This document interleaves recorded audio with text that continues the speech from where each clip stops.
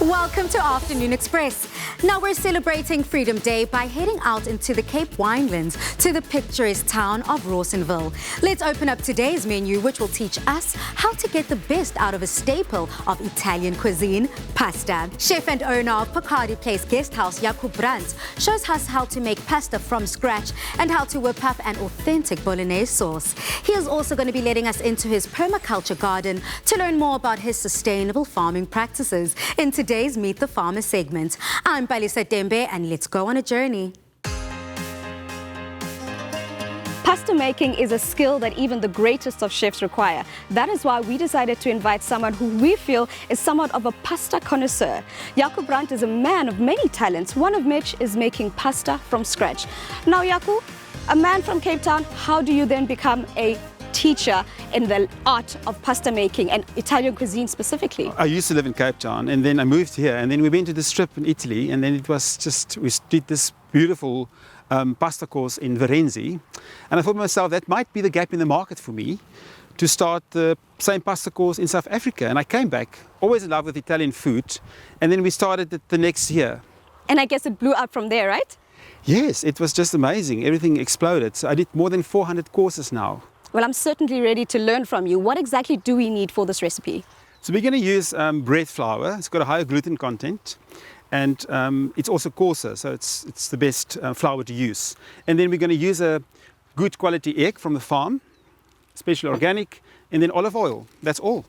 That's all, 3 simple ingredients? Yes. All right, take us through it. How do we start this process to get this? Right, so you need a clean surface because that's very important. So I'm going to make place the flour in a heap.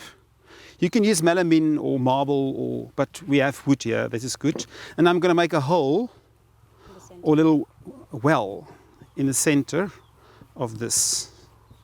And I'm going to break my egg. So we're going to make for 5 people now. So we're going to use, so the recipe actually is 500 grams. So for 500 grams of flour, we're going to need 5 eggs. So I'm just going to break the eggs into this well. And you break them all in at once? Yeah, same time. And you know, the one thing I love about using farm fresh eggs is that the yolk is so much more yellow and so much more nutritious than store-bought eggs. Absolutely, you can see the yellowness in this egg, it's just amazing. So we're going to add the olive oil now, 5 teaspoons of olive oil. So in essence it's a 1-to-1 ratio, if 100 Yes. grams of flour to 1 egg to 1 teaspoon of olive oil. Yes, absolutely. Is there a difference with the type of olive oil you use? The best is to use a good extra virgin olive oil. Perfect. All right, then what do we do next? So you need a fork. Not a whisk. No, a fork, because it's a flat surface. So you need a fork to mix the olive oil and the eggs together. There's quite a trick in it. So, and then after that, gradually, you can start to add some of the flour from the outside to the mixture. And I guess as you keep doing this, you don't have to worry about lumps because we are going to get in our hands. Yes, it's quite important. So we don't want any lumps. So slowly, you can just start to beat this up. Okay, should I? Until it becomes like a beautiful paste. Okay.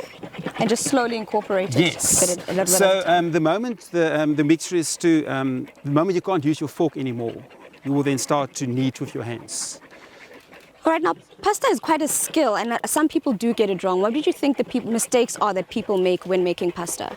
I think maybe too much flour in the beginning and then also lumps. Okay. Yeah, and the whole idea is just to keep it like back to basics. That's the main thing, is to keep it simple, keep it plain, less ingredients.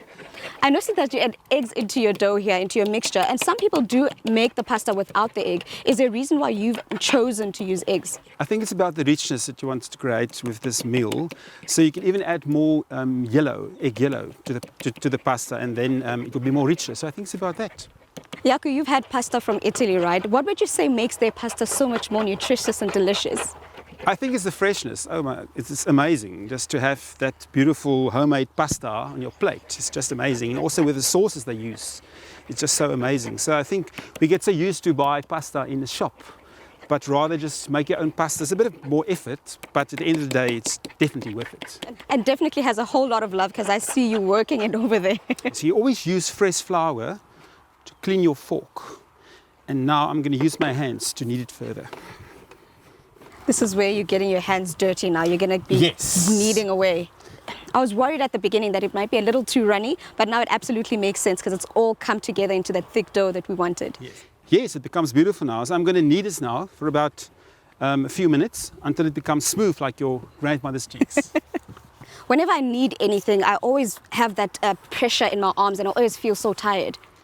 Yes, but in South Africa, we always use our hands like, to knead bread, if you need bread. But in Italy, they use their body weight. So there's no pressure on their muscles. Okay. So they will just put their strongest hand on the dough and then the other hand on top of that, and they will just go like this. So they actually put all their weight into the dough and there's no pressure on the muscles. So That actually makes sense because even as I'm doing it now, I'm not feeling any pressure on my arms. It's more like, yes. it's a full body workout actually. And it's also very good therapy. It's amazing. It definitely is. For those of you that don't know, what kneading actually does is that it activates the gluten in the flour and gives it that stretchy texture which you absolutely need for that little awesome bite in your pasta. All right, and I'm guessing it's ready to use now, right? Not yet. So you need some wax paper, about 25 centimeters long, all sides, and you're going to just coat it with some olive oil, only on the one side. Just wrap it in like that. So just like you would do with bread then, where you need the yeast, if you're working with yeast, you need to let it rest and proof and so forth. It's sort of like the similar process. Yeah, but there's no yeast in this, Yes. so it needs to rest for all the gluten and stuff to get free, to activate, and you're going to just wrap it like that. And now, if you want to use it for later, you can put it in the freezer, or we're going to let it rest for about 45 minutes while we do the bolognese inside. Great stuff.